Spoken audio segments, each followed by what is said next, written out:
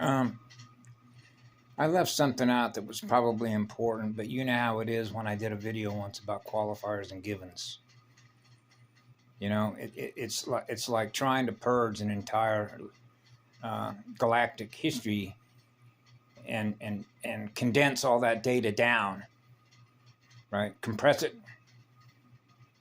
Imagine you could compress the entire galactic history of the Milky Way, right? And then uncoil it, which means to expand it as a data transfer, a CD plate transfer. Imagine that I could take everything that's held on a CDT plate, transfer it right into your consciousness. You realize how much energy that is? Okay. So think about the expansion of that coil in which all the data is contained, and now you're experiencing the speed at which all that data was experienced across an electromagnetic spectrum of the entire galactic history of the Milky Way.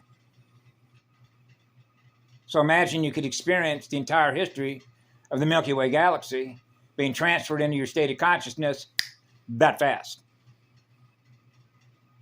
How long would it take you to process that data and crystallize it into a crystalline record? Get the picture? Okay. And the reason that this is important is because I knew that the Anunnaki, for example, one of their greatest concerns or fears was the crystalline records, because they know how to alter other records, otherwise known as overwriting.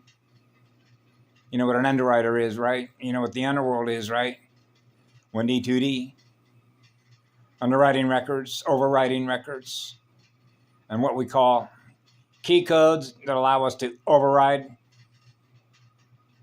something that is in time space, which is to like re-record or record a original recording, because we're original musicians, we are original sound instruments, acoustics, echospheres, the eka, right? So real guardians protect and have access to the crystalline records, which means we know what the truth is. And that's why I mentioned in that one video that I did when I was at the Hilo Bay Hostel, when they know that you can map read their data, which is to map read their memory banks, which is their blood bank, which is their bloodline. It means that they're exposed to who they are, right? And who we are. So we can expose through our light their record, and then we become aware of what their record represents and whether they're right, as to whether or not they're running on finite light. That's really the bottom line. As a result of lack of healing, and whether they have the capacity to heal, if they even have a soul left, a soul fragment left. This is the major transmutation machines that Ashaya Dayan mentions. Okay, I absolutely love this girl because she's up there. She operates at a very high level. And so she knows this stuff. And when somebody can cite this stuff right off the top of her head, she's able to give it to you in real time right out of her memory bank at a very high rate of speed. That is a gifted spirit. She's a gifted soul. Those are guardians. Okay? They do the work of guardians. She wouldn't be able to pronounce, or if you will, share with you what it is she's capable of sharing to you, the access that she has to the memory that she runs off of. Okay? If she wasn't operating at the level in which to do that and share the kind of information that she does on behalf of the guardians. Right? So I know when I listen to her material, whether or not it just goes, that a girl, that a girl. You know, it's, she speaks the truth. And that's called knowing. You know, I mean, the soul knows. The soul and the oversoul knows what the truth is. Okay? You cannot fool real living light connected to the primal sound field of real living light, which is eternal unconditional love. Love is real. That's why I always remembered when I was a child, love is real. Love is what's real. We used to have a statement when I was a little kid, get real. Because you already know that they're hiding behind a mask, which means they're hiding their true identity. Because they live in fear of showing you who they really are, because they're psychopaths, which means, you know what a psychopath, a pathological liar is, right? A pathogen, a virus in a computer. If you want to break it down into terminology related to information management systems, it would be a virus in a computer. You know what a virus in a computer is, right? Well, you know what a bootloader is with an arrow check, right? It's cross-indexing what? The original kernel, the original seed. So if the data that was held in memory, based on codes, right, that are in the processor, right, that represents the program, in this case, Apple, like Mac, or Windows, Microsoft, right, when it boots, most everybody's booted a desktop PC, it's going, it's error checking files to make sure that all of the data that's held within memory is in the proper place in order to do what? Execute a function. Rule-based functions. Those are rule-based computer codes. So if the codes got hijacked, or for example, what we call a virus, they picked up a virus. And what is the intent of a virus? Corrupt the codes. Now the mind's corrupted. The consciousness that's running the system, the software is corrupted. So it's running defective software. Okay, so you know what a defective software is. I used to have a couple of desktop PCs back in the day in the 90s. I had a Dell Pentium 5, I think it was, and I hadn't owned it for a few months, and it was already, going tilt.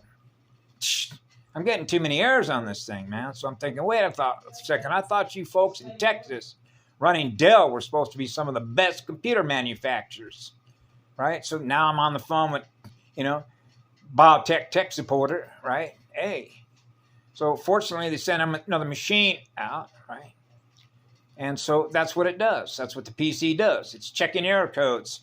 So when your DNA, which represents instruction sets, which are programming sets, which are math codes, which are music codes, which are harmonic ratios, mathematical ratios between a torque speed converter, right, and an inverter in this case, because it needs energy to run on, right? And then when it's done using the energy that it's using to experience what it's thus experiencing, that becomes a waste product from metabolites, right? Okay, so you need a high speed wastewater treatment plant, right? In order to do what? Metabolites, the rate at which you're aging. So imagine you're never aging because you're running so fast, right? Imagine you're running on pure energy, right? It's running so fast, which means it's running so hot, right? It's burning off anything less than the purest of light is, which means you're running on eternity.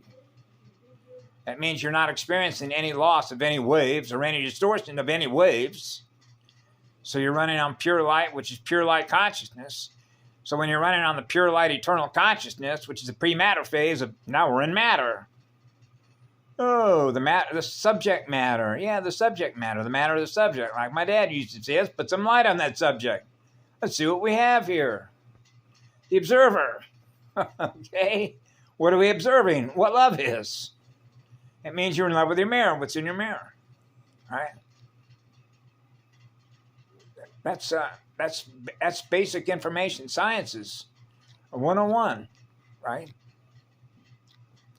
Information codes, GIS system, Geographical Information Systems, APIN, Application Program Interface, the interface that we have with a GUI, a graphical user interface, right? That's the holographic TV station we're running. So we're a video player.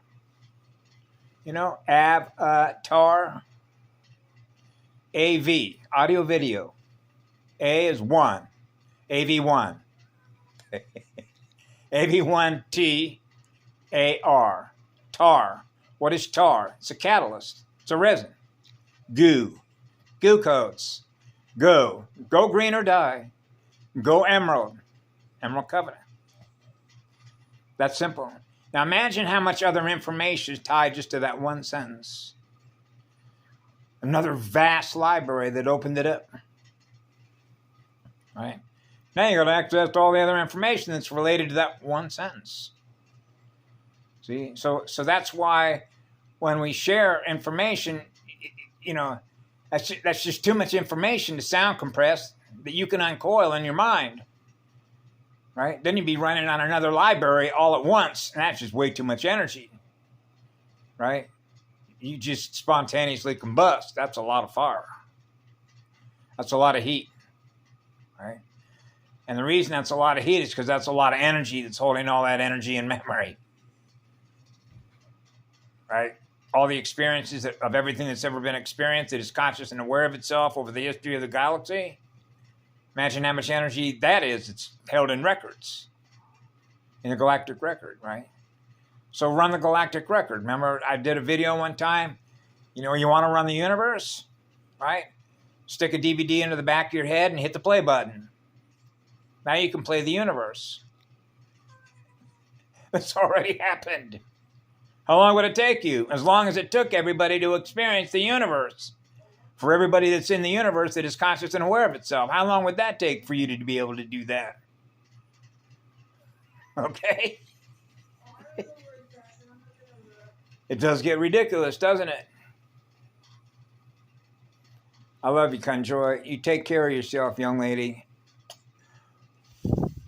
Blowing you pink rose kisses.